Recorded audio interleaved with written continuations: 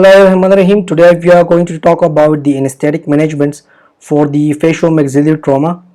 Before I really go into detail of the anesthetic consideration, I would love to tell you about the different classification of the facial-maxillary trauma, and after that we will discuss about the airway managements and other anesthetic consideration.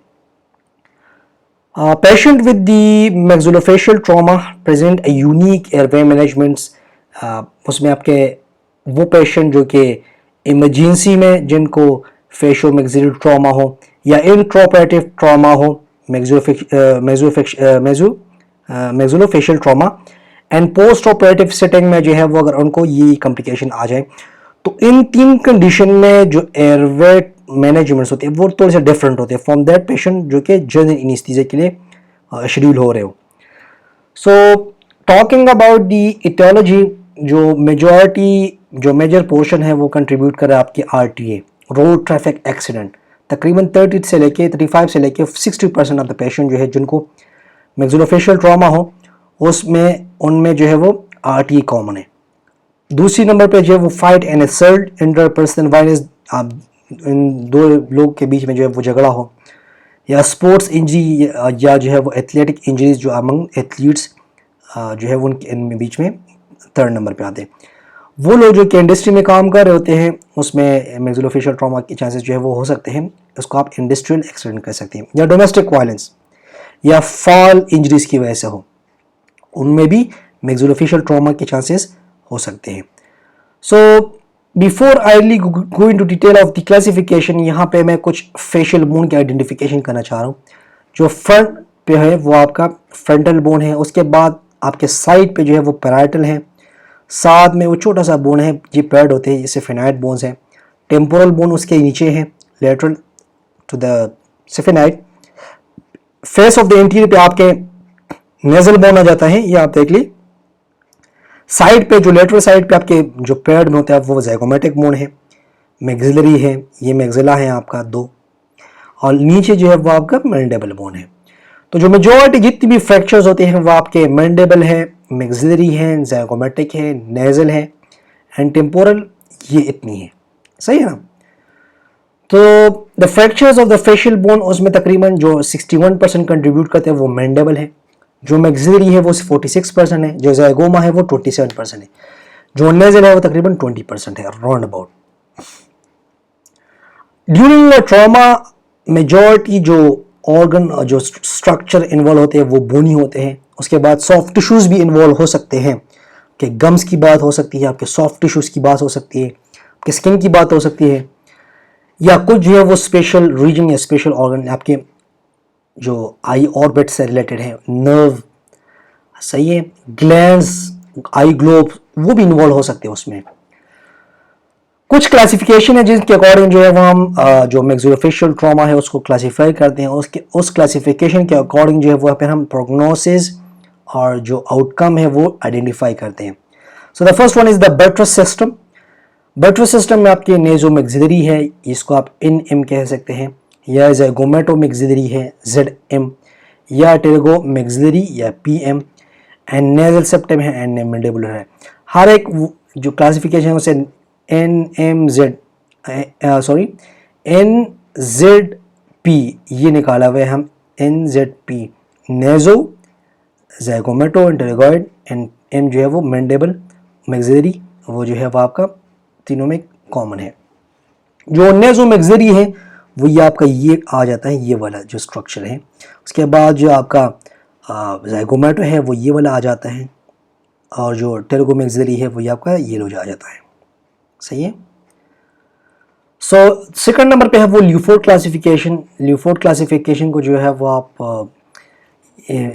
उन line में possible होते हैं जहाँ पे जो minimal resistance होते हैं. So based on the patterns of the fractures, या आपके minimum line resistance classified according to the highest level of injury. Majority of the cases of the Le Fort classification आपके incomplete for the maxillary fracture. Le Fort fracture में जो है वो आपका क्या होता है, या तो वो वन साइड भी हो सकते हैं या दोनों साइड पे भी हो सकता है.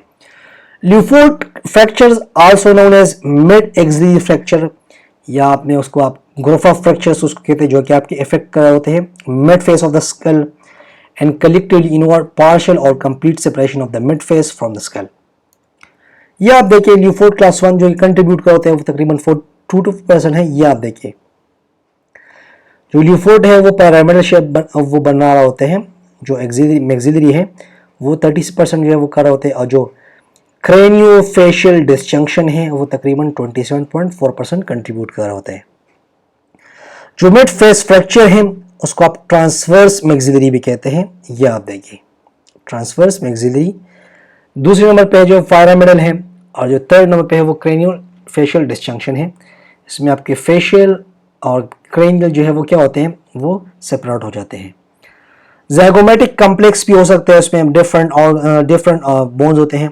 ऑर्बिटल फ्लोर इन्वॉल्व हो सकते हैं, उसमें नेजल फ्रैक्चर्स उसमें इन्वॉल्व हो सकते हैं, एंड नेजो ऑर्बिटल इथेमेर जो है वो भी इन्वॉल्व हो सकते हैं उसमें।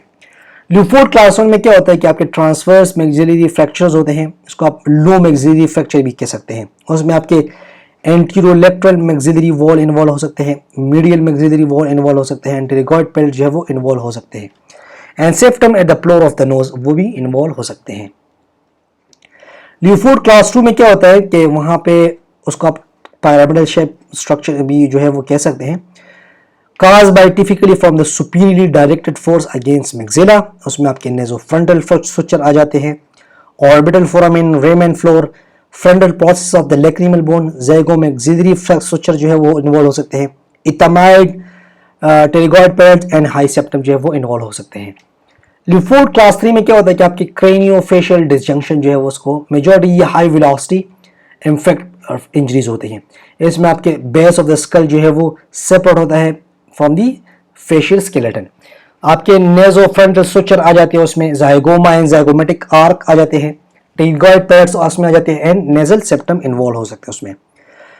कुछ ऑर्बिटल फ्रैक्चर्स है, उसमें आपके ऑर्बिटल बोन्स, जो ऑप्टिक कैनाल है वो इन्वॉल्व हो सकते हैं, एंड ऑर्बिटल फिजर, और उसके कंटेंट्स जो है वो आई ग्लोब, आई कंटेंट्स जो है वो इन्वॉल्व हो सकते हैं। नेजल फ्रैक्चर की बात करें जो मोस्ट कॉमन है वो आपके इंटीरियर इन्फेक्ट की वजह से या लेटरल इन्फेक्ट की वजह से भी वो काज हो सकता है। इसमें क्या होता है कि आपके जो डिसलोकेशन क्वाड्रा रिंगुलर कार्टिलेज है, या इन्फीरियरली आप उसको सी शेप कार्टिलेज भी कहते हैं, उसकी डिस्टर्बेंस आ जाती है। मेजॉरिटी ये बच्चों में उसकी डिसलोकेशन है वो कॉमन है। या ग्रीन स्टिक फ्रैक्चर होते हैं जिसमें अगर फॉर एग्जांपल आपका बोन जो है वो फ्रैक्चर हो, बट उसकी जो कंटिन्यूटी है वो इंटेग्रिटी उसमें वो कंटिन्यू हो, ऐसा नहीं कि वो दो पीस में कंप्लीटली ब्रेक डाउन हो।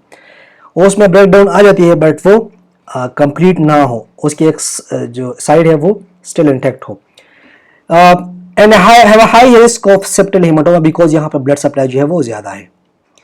The primary survey in the faciomaxillary trauma, उसमें आपकी airway maintenance with the cervical spine control आ जाती है। ब्रीथिंग एंड वेंटिलेशन इंपॉर्टेंट है, circulation with haemorrhage control important है, and disability assessment of neurological status and rule out head injury. Exposure and complete examination of the patient should be done before the anesthesia protocol. Airway management किस तरह करते हैं? So satisfactory airway signifies the implication of the breathing and ventilation and cerebral function, which is very important. And management of the maxillofacial trauma is an integral part of securing an unobstructed airway.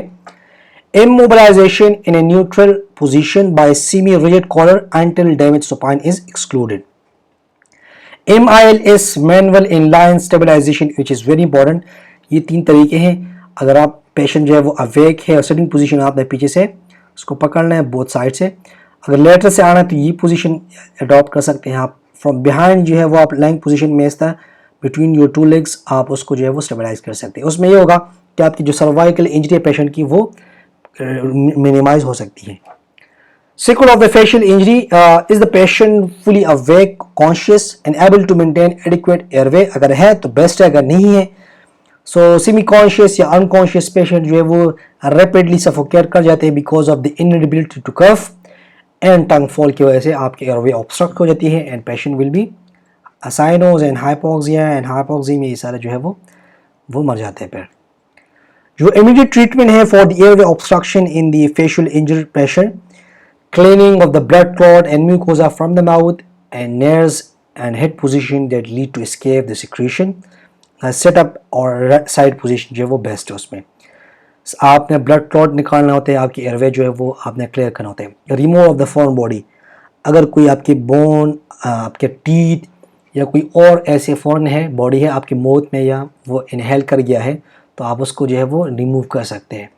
So as a broken denture and evolved teeth which can be inhaled or ensuring the patency of the mouth and oropharynx, controlling the tongue position in case of the symphysis bilateral fracture of the mandible, and when voluntary control of the intrinsic musculature is lost, maintaining airway using artificial airway in unconscious patient with the maxillary fracture or by nasopharyngeal tube with the periodic aspiration.